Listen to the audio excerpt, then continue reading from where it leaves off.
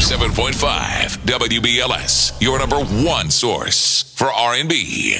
Man, I look up so much up to you, Judge Mathis. Let me ask you something, man. And you know, you do a lot for the community. What is your fear? Because we done had on my show right here talking about the Ray Rice situation. Did you see the video, my brother? Yeah, I saw it. And what's your feelings on this? You know, it was kind of devastating to even see the sister knocked cold like that. It was crazy. Yeah, and you know, he deserved a harsh sentence, quite frankly. And I see now they've put him out of the NFL, but I'm more concerned with law enforcement, how he should be treated in their eyes, because that was just way beyond any other acceptable domestic violence incident. None of it is acceptable, but that was way beyond anything that could happen. You know, with the training he receives with his hands, with his arms, and them working out, it could be conceived as a deadly weapon. You know, martial artists, when they assault women, in many instances, they can be charged in some states with assault with a deadly weapon. Their arms and their hands are deadly. They've been trained to kill. Right. Well, go ahead.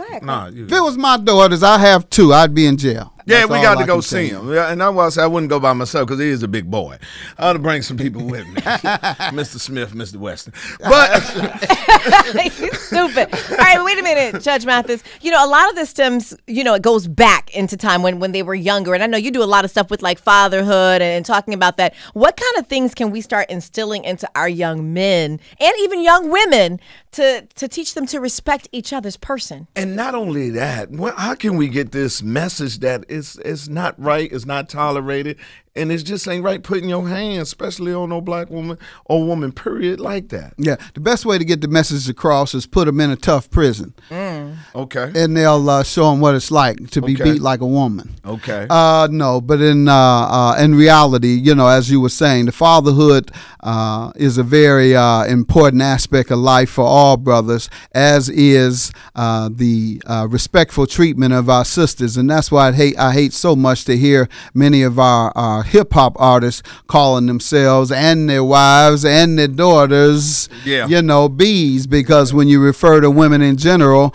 in that term, that's what you're saying. I think we're creating an environment of disrespect, and it goes way back. In fact, what we see is that it goes back to the oppression that we suffered as people during slavery.